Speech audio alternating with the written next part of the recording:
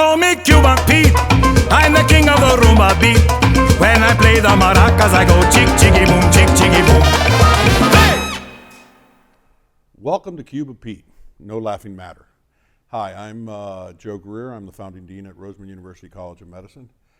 And welcome back to our podcast.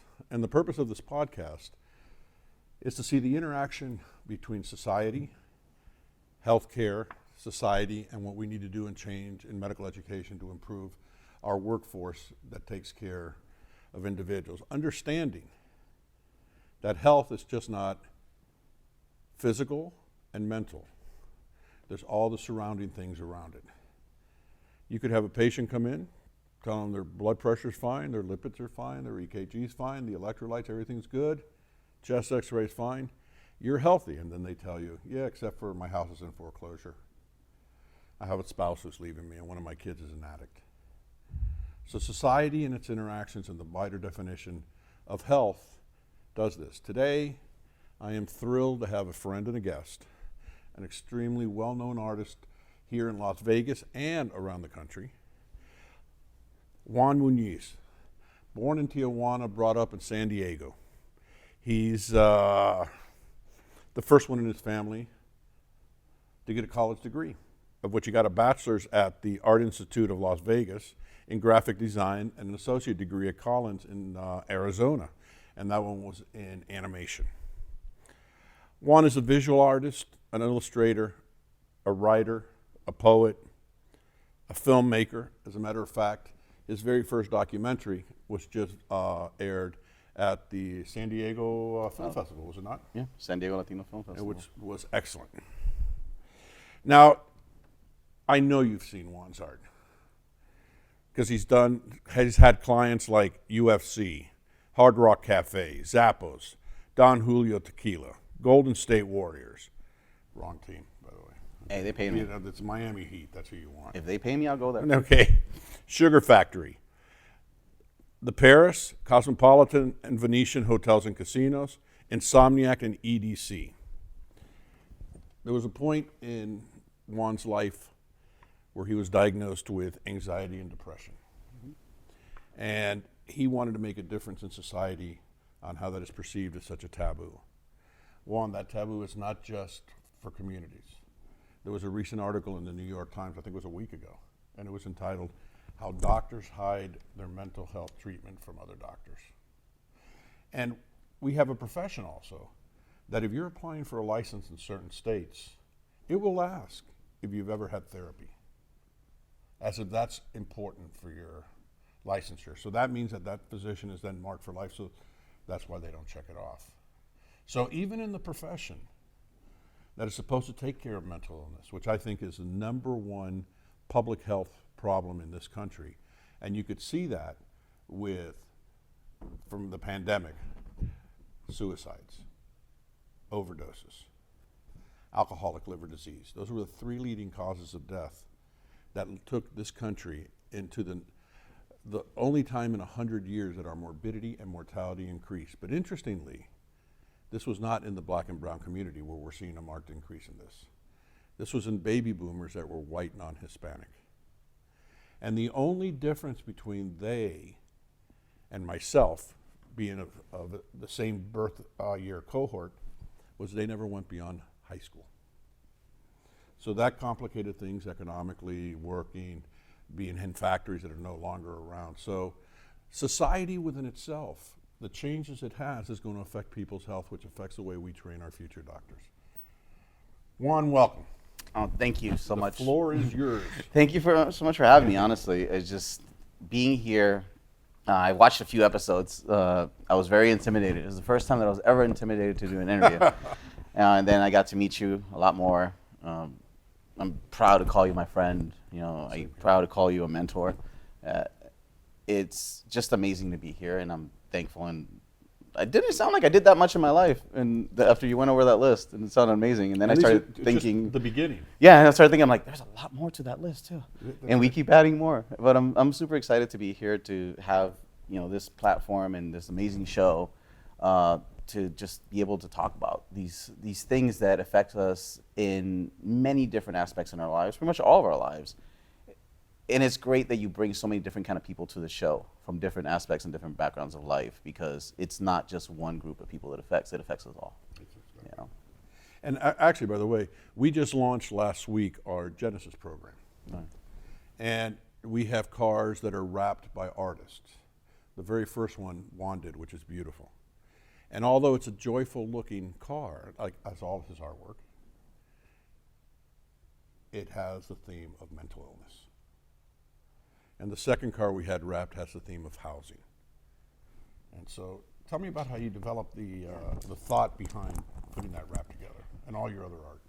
It's funny how kind of just how it was stated, that it reminded me of something when I was told younger, when I came to Vegas, because coming from San Diego to Vegas, I was trying to submit the kind of art that I did, even though it didn't fall into the same category that a lot of people would consider me as. It's just a mixture. I call it cluster pop. It's a cluster of things that I was born with pop culture, pop influences, pop art, pop graffiti. So it's a mixture of everything.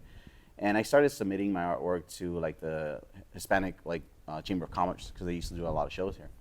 I wouldn't be accepted for many years because I was told that my artwork wasn't Mexican enough, or it wasn't Hispanic enough, because it didn't look like Frida Kahlo, it didn't look like Diego Rivera.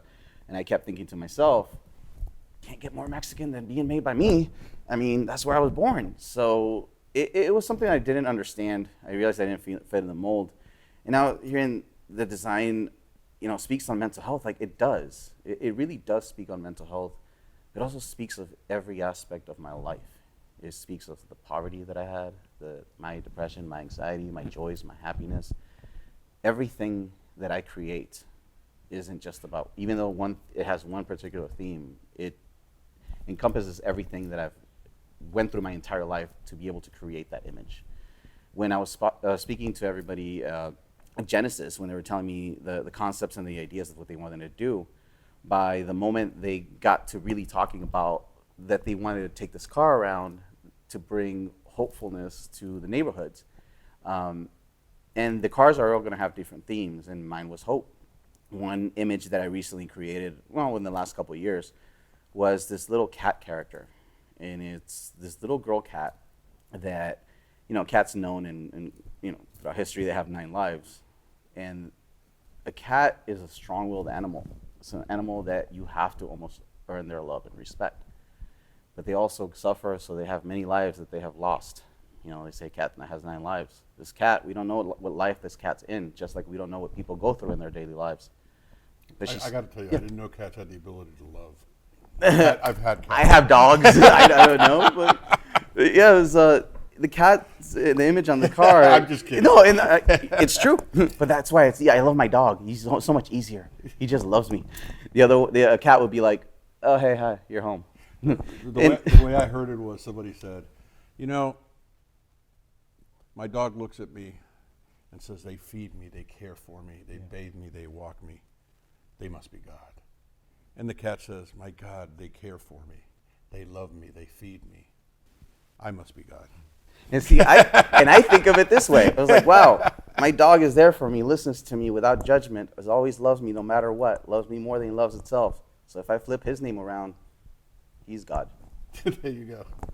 So the idea was this cat sitting on this lotus, which a lotus is known in throughout history, and especially in the tattoo world, which I love, as a flower that grows from the darkest, muckiest water. So she's sitting on this beautiful flower, looking up into the darkness, and all she sees is a little firefly. It's that little hope of light, that little moment where she could finally reach up for something that's different. It's hope, and that's why I wanted to create the design, and it was perfect. By the time they even finished talking to me and telling me what they wanted to do, the design was already in my head. Of all your art that I have seen, all of it is about hope. Yeah. It has different messages within them, but there's a hopeful message, no matter how difficult something is, and particularly when you deal with mental illness. Yeah, it's definitely, I try to capture that moment. I call my art, the phrase that I use for my art all the time is say it's simple, mean it deep. Visually it's simplistic, but it has such a deeper connotation behind the messages. And it's very difficult to create such a deep meaning on something that's visually simplistic. But as I tell people, if you walk into a room and there's a million things, you can't see anything. If you walk into a room, there's one thing, you'll see that right away. I can't hide mistakes on simple lines. If it's not a perfect circle, it's not a perfect circle. But guess what? Nothing is perfect. So I try to create the artwork the same way as I do it digitally, as I do it on canvas. I try to capture that moment on every piece that I do that speaks about, like you said, to you it's hopefulness. To me, I call it capturing that moment where we have to make a decision. Either the universe makes it for us or we make it ourselves. But he's there, that little character, my little bunny character, or the little cats, or whatever characters I create. It's at that moment where life is going to change, regardless. Have you been creative your whole life? I have always been creative. I didn't know it in the beginning. And when I mean the beginning, it was like by the time I was in second grade, because by the time I was in third grade, I already knew I was going to be an artist. And my mom still has this old drawing that I did. It was a third grade classroom project. The last thing was, what will you be doing when you're growing up? And I drew myself in front of an old animation table and said I was going to be an artist. So I didn't know where my life was going to go. I had an idea, but regardless of where I ended up, it had to be about art. And after I started going in this direction and my life started being affected by certain things, whether it was my mental health, society, relationships that I was in, it was always about art. But that's when I started realizing as I got older, because I didn't get the help that I needed, I didn't get the support that I needed, these issues of mental health and anxiety just kept growing. And everything that I do speaks for that hope, and that art speaks about hope, to be able to share that message that we're not alone. Because a lot of the problems when you deal with mental health is that you feel that you're that unique, that you're the only one in the world that has those crazy thoughts. And little do we know that our brothers and sisters, people within a stone throw away, are dealing with the same things, but we all just keep it quiet. It's sad what you were mentioning about the doctors having to write that down, because it's like, I want to help, but if I do this, it could shoot me in the foot in the long run.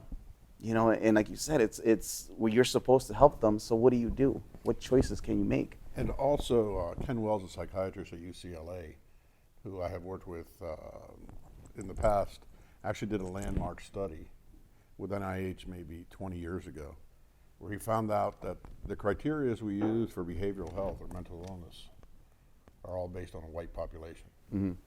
So the African American and the brown communities approach it very differently, including when they think they have a mental illness, or when they think they're depressed, or even in the curing stage. Yeah. And so, this is not a simple issue. No. And this is not an issue that is exclusive to those that have mental illness. Everybody goes through depression. Everybody goes through anxiety. I went through that every time I had a test in school. Mm-hmm. And it was like when somebody said, we're going to get rid of prayer in school. I said, no, you're not. They go, why not? I go, because I pray before every test. Yeah. I pray a lot. I'm pretty sure I did too. I made a lot of deals. But Juan's commitment to the issue of mental illness in this country goes beyond his artwork. He's also a board member of NAMI in Southern Nevada, which is the National Association for Mental Illness, which, tell me about your experience being on that board and getting on that board, actually. Getting on the board was funny. I was going through my life has changed dramatically in the last 3.5 years. When I decided that I was no longer going to be the victim of my life and I was going to be the hero of my life, I wanted to become healthier physically and mentally. I ended up getting gastric sleeve surgery because I was almost 300 pounds. And the moment that I did that, I was like, okay, you're going to reboot your entire life. Part of it was the mental, part of it was the physical, but they all had to be balanced together perfectly. Once I got the physical aspect taken care of, and I continued to work on that every day, and I started working on the mental. I wanted to help. With my art, so many people reach out to me, and they tell me, I love that you share your feelings, your emotions, and they open up to me. But a lot of people started reaching out with, I'm depressed as well, and I could understand that, and I could talk to people, but I didn't have the training to talk to them. I started looking online and realized, because I didn't have money to take classes, NAMI actually teaches people and have classes, and sometimes they're free, or sometimes they're very, very inexpensive. And I went to the first meeting, which happened to be the same one that they were doing, like their yearly board meeting where everybody's invited. I was like the only person that went to the board meeting looking the way that I look, with PhDs and all these people that I thought for myself at the time. I was like, wow, like these are actual adults. I'm still trying to pretend I'm one, and I don't look like one. And I'm in the board, and I have a backpack on me full of spray cans, and they kind of just they didn't pick on me, but it was easy for them to stand out. And they were like, what do you think about NAMI? And I didn't give them a real answer at first because I was just trying to be polite. And then they were like, no, what do you really think? And I told them, the fact that you're the National Alliance for Mental Illness and it took 6 weeks for anybody to return an email was ridiculous. The fact that it took this long to respond to a message on Instagram is ridiculous. The fact that you're posting resources every week on social media, it's ridiculous. And I don't mean it in a bad way, because I really don't, but for somebody that's dealing with depression and suicide ideation, every second counts. It shouldn't be that difficult to try to find help. So I went on, and they said thank you. I left. I thought I would never hear from them again, and I literally get a call about an hour later asking if I wanted to be on the board. I said, are you sure? And Trin, who was actually the one that called me, and she's the director, she said, you're exactly what we needed, because you have these people that are amazing at what they do. These doctors, these PhDs, these lawyers that sit on the board. But every single one of them, even though they don't speak about their own mental health because of their professions, I want to be the poster boy, if I have to be, to speak up for everybody that feels like they can't. So they saw that in me, they saw what I was doing, and they were like, we want you on the board. I feel terrible because I'm not on the board as much as I should, just because I'm traveling, and especially the last few years once the world opened up. I travel so much, but I'm focusing a lot more to keep going back to the board, and I actually just took a course recently of crisis prevention counseling, looking for another one for suicide prevention counseling as well, and just continue, as I like to call it, sharpening my sword, because to me, the art, the poetry, all that stuff, that's just me, that's just my language. And to let you know, at the premiere of his documentary, NAMI actually had a table there. Yeah. I had to make sure, because every time I do an event or a show, at the end of the day, my whole purpose in life now is to help and to get the word out. So if I could incorporate any sort of educational aspect to an art show, me painting graffiti walls, then I will. It's interesting. Actually, mental illness is such an important problem in this country. As I said, I think it's the #1 public health problem. But it's basically 6 to 12 week rotation in med school out of 4 years. Yeah. Whereas what we are doing differently in our curriculum is every single case that is presented to a student, the student then has to come back with what are the disparities of that disease? How does it affect different communities different? How do the social determinants of health not only affect the disease, but affect your therapeutic intervention? Mm-hmm. And what is the behavioral health or mental health issue associated with this disease? And I can clearly tell you that as a gastroenterologist, because the GI tract, which is the second most highly innervated system after the central nervous system, is very sensitive to changes in your mind, food, and things of that nature, as you well know. That I would say roughly 80 to 85% of my patients came to me with GI presentations that were actually manifestations of a mental illness. Mm-hmm. Stress, anxiety, depression. And then what ends up happening, and we saw this, when we do our household-centered care, where we go into the household and the student is responsible for that household for 4 years with other interdisciplinary students. One of the things we had done, and we plan to do here too, is do mental health therapy in the household, as long as it's not a domestic issue. Yeah. Now, there's a twofold reason for that. One of them is how you mentioned the taboo nature of this in our communities. Well, if you could treat somebody who has a mental illness in the household, and then that therapist, when they're done, turns around and talks to the rest of the family and explains to them what's going on, that this is an illness like a diabetes or anything else, and you not only help take care of that patient, but you help build their support services, which is their family. So we consider this one of the major issues. As a matter of fact, our senior executive dean for academic and student affairs is a psychiatrist who developed the very first outpatient psychiatry training program in South Florida at FQHC, Karen Esposito. And so I am lucky to not only know you, but you, as the rest of my team, are these incredibly talented people. If you could say, how does art fit in to medical education? Now, there's a couple of things that we do. One of them is, first of all, we are not scientists. We are clinicians. And as such, that is the art of medicine. But art within itself, when you take a student to a gallery and you have somebody explain the art to them and how it flows, all of a sudden they learn the art of observation and description. And one of the exercises that are done in some med schools is you'll have 50 students, 25 you blindfold, 25 are not. You show a picture. The student has to describe to the person next to him that's blindfolded that picture. The blindfolds come up, 4 pictures come up with similar descriptions. The person that was blindfolded has to pick the right picture. Now, why is that important? Because the doctor has to learn how to communicate, how to describe, things that we don't do as well as we should. How do you see the role of art in medical school? I mean, I could get super philosophical and go in that direction of like everything is art, you know. But speaking just in this aspect of it, when I was young and I was living in San Diego and I was in the hood in San Diego, they would take us to field trips, you know. We would leave our neighborhood that was riddled with crime, violence, drugs, sex, death, you know, everything that I saw every day. And they would take us into the nice side of town to go look at a museum. Once we get there, all the kids would run around like crazy. And this is like 3rd, 4th grade. And all the kids were running around like crazy like they do.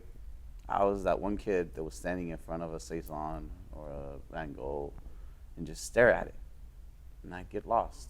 I'd read what the painting was. But first I'd try to figure it out for myself. And then after I couldn't get it, I'd look at the little plaque. But I realized that after I left there, we would probably be there for a few hours. I probably only looked at 3 paintings. And that became my weird obsession with museums, to spending 12 hours in museums because I have to, because that's my therapy. Like you were saying, getting lost in almost this realistic fantasy world. You know, for somebody like me who looked at the art books, is like seeing celebrities or heroes in real life, seeing a painting. Being able to express your feelings through emotions without any like rules or staying within the lines and just creating for the sake of creating is so therapeutic to the soul. And if you're able to just find that inner peace, that there is no beginning or end. Like you don't have to be perfect. You don't have to show that finished painting. Just let whatever that is inside of you out. That therapy session alone, you know for a fact that will help so much in the physical aspect of it, because there's certain things that some medicines can't reach and can't help. So you think that doctors should be taught when to recommend a museum tour? I think doctors should take them on museum tours. Okay. Just because it's, like you said, you teach them this in school. How many times are they going to do that again if they don't have to? At our last institution, which we're going to have here, we'll have an annual publication by the students. Back at our prior institution, we called it Eloquor. And there the students present their art. That's beautiful. Which is either prose, poetry, visual art, you know, all of that. And because in medicine, there's a lot of students that are very much have artistic talents, whether it's music or writing and things of that nature, expressing things. We see things in medicine that people shouldn't have to see. You know, and you have to be able to express that. Now, mental illness is a problem in medicine. Students have a much higher rate of depression. Resident doctors almost have twice the rate of suicide as the rest of the country. Nurses too, right? Is it recently with COVID, it's gone up as well? It's not as bad as doctors, but it's still bad. And doctors aren't as bad as dentists. But at the end of the day, people are still suffering. 100%, 100%. But if we're producing the physician of the future, which number one has to be an issue of an individual that is willing to serve others, not just ourselves, but serve others. I think there's in general a good rule for everybody, regardless of what career you have. I agree, but my profession has gotten away from that. Yeah. Okay, You guys are meant to help us. And so we have to get back to these things, look at things realistically, and then we as educators have to say, boy, we didn't get it right, did we? We have all these patents, more patents than any other country in the world. We develop the newest and most advanced medications, but we have all these disparities. So is the measure of a successful profession the number of patents you have, or the health of the nation? And so we need to expose our medical students and our physicians to the rest of society. Yeah. And get out of our silo. Yeah, and that's one thing that I started teaching myself, just making myself uncomfortable on purpose, doing things that I've never experienced before. Like this past weekend, like I said, I've never been camping before. I'm a street kid. Like I went to the woods and it was just beautiful, and I walked and I just listened, and it helped me so much that no other medication that I was trying to take here back home would help.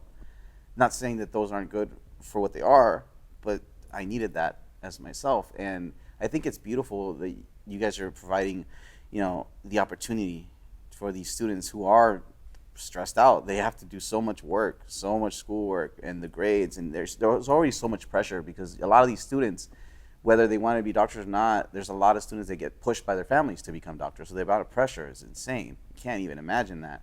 My parents didn't care what I did, so that was the good part. But I love that you're saying to take them out of like what they constantly see and have a way to express those feelings of those, like the things that you said. Certain things people just shouldn't see. So why keep them very locked in? Mental health is health. It's not separate. A lot of people do that, and they go in that direction, and they ignore it because they don't see it as important as physical health. Well, it's sort of interesting. The two professions that have extremely high rates of suicide are the two most macho professions, the military and medicine. In medicine is you bragged about working for 36 hours. Yeah. You bragged about being able to go do surgery after 40 hours without sleeping. All that takes a terrible burden on somebody, especially when you deal with death and suffering almost exclusively. Yeah. And we're still teaching doctors how to treat diseases, which they have to. That's our main purpose as clinicians. Yeah. But we have to teach doctors how to prevent it. And we have to be a part of society to be able to do that. Yeah. We as a profession are big, we're powerful, and we're rich. We should be able to move that needle in society. Yeah. And we have to. We have to get to real equity in America. How do you think the medical society or the medical world in general is? Do you think they're doing better than what they were? Or? We're doing better. There's so many systems in play. One is the reimbursement system. The other one is the health systems with various different health systems and all these different things that play different things with doctors. The problem has been, though, that medical education has not caught up with the industry. So we're still training doctors as if we wanted a doctor for 1975. Yeah. And so medicine has changed. And we've also used criteria to bring in students that are purely quantitative. What's your MCAT scores, what were your grades, et cetera, et cetera, et cetera. Where the reality is, it's the qualitative aspects of a person that gets them to serve and discuss, and we have to get back to that. I think art is integral. Yeah. And I think it has to be part of their education, and it should be lining the walls as we have art, including the poster of your signed by you. Thank you for framing it very nicely too. It came out great. Well, it was great too, because when I went to take it to get framed, they go, "Oh, it's a Juan Muniz poster." Funniest part is that my 14-year-old daughter took that picture, and I played with it with filters, and I sent it to my friend to do the poster. But at the end of the day, she took the picture. Well, we're going to end this up in a good note, because I know you already told me my time. Is that your 14-year-old is about to celebrate something very special. Yes, in July, she's becoming 15, which means we have a quinceañera coming up, and it's my firstborn, and it's the only child that when I was growing up, when I was 6 years old, I'm like, I'm gonna have daughters. So yeah, this party, I don't know if it's more for her or for me, but we're gonna have a party, and of course, you're coming. So. And you're lucky you have two daughters. I have an older daughter and a younger son, and when that happens, you think you dropped your son on his head. So the maturity level and the enjoyment. Juan, thank you so much for sharing yourself. Thank you. Thank you so much for having me. More than that, thank you so much for your art. Well, thank you. And from the medical school, just happy to be the first car to come out with the most important message of all. Trust me, that means the world to me. And that is a Juan Muniz piece, which will be traveling throughout the city. I wish I could drive it a couple of times. That'd be nice. They won't let me drive it. Okay? But then again, I'm from Miami, and like they say in Miami, we take stop signs more as a challenge than we do as a directional sign. So, awesome. From Studio A in Las Vegas, this is Joe Greer saying thank you for tuning in again. Let's make the world better.